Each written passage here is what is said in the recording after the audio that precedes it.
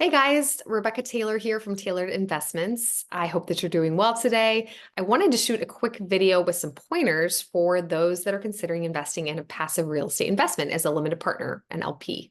I've had the chance to talk to thousands of investors over the last couple of years, and it's been really cool to hear the questions that come up and be able to hopefully share some helpful knowledge as I've spent some time at two different firms. One of them was doing multifamily, value add multifamily syndications. And then the other one was a fund of funds that was investing in multiple assets and asset classes and different operators around the country. And then our own firm here at Tailored Investments, partnering with groups doing multifamily.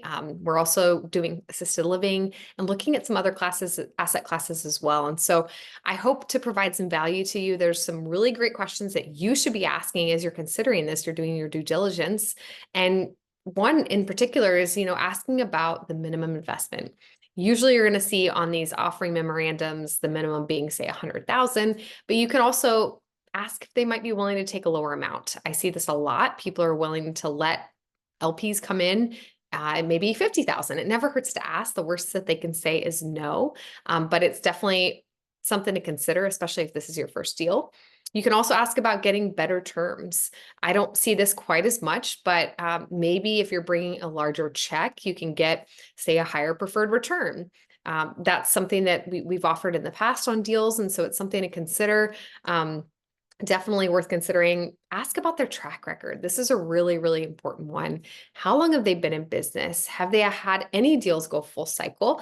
And if they did go full cycle, did they actually hit their projections? I'm seeing this a lot more recently where people are going full cycle, but they're just not getting up to where they thought they were going to be. They couldn't sell it for what they thought, and they just needed to exit. Maybe their interest rate was really, really high, and they're just trying to get out because they couldn't afford the debt anymore.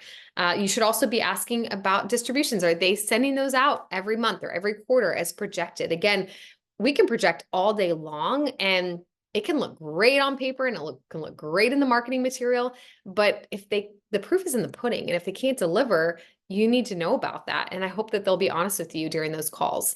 I think another really big one is don't just trust people because they're in the same field as you or because they are in the same job.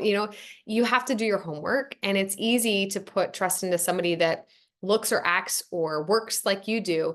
And I'm not saying that those people can't be trustworthy, but you should definitely do your homework because sometimes it doesn't end up being that way. They don't end up being able to deliver on what they say they're going to deliver on. So ask for references. Don't be afraid to say, hey, can I talk to some of your other investors?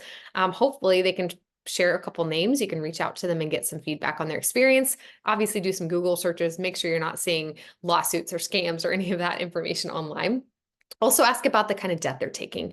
Unfortunately, we've seen syndicators, operators put together some deals the last couple of years where they were taking really low interest bridge loans to cover themselves for a couple of years until they could refinance and put in fixed debt because the interest rates were so low, money was cheap. And so it was a good place to be. When you could get money that cheap, anybody would do well in real estate. But unfortunately, that's not the case anymore. Interest rates have skyrocketed. And in turn, it's hit a ton of companies out there that had a lot of assets under management, billions of dollars, some of them, and they're losing those assets and losing all of their investors' money. So it's not a good place. And I hate that there's a lot of people out there that are going through this. And so ask about the type of debt that they're taking. I tend to lean on, I like fixed debt. I like to be conservative. And yes, you might pay a little bit more on the interest rates, but to be able to have something that's locked in for a long period of time, to me, is a safer bet. So something to consider. Also ask about the risk. Am I risking anything else besides my principal? Your principal is always going to be at risk. And so ask about that. Most likely it's mainly your money that's at risk, but they might eventually need you to put in money for a capital call. If things went south and they had to save the property and they were asking for more money, if you didn't put money in, your shares might be diluted. So there's things to consider, and every PPM is different, our private placement memorandum. So keep that in mind and ask about the risk associated with the investment. And then you're probably not going to be able to get your money out during that time frame. You certainly can ask, but majority of the time when you're doing these types of investments, your money is locked up for say 5 to 7 years or however long the deal is. We are in a deal that's 10 years long. That was our very first one we did, $100,000. And so that money's tied up. And You just need to be aware if you're going to need access to your capital, you need it to be liquid. You probably don't want to do this type of investment. So, those are just a couple of tips. I hope it's helpful.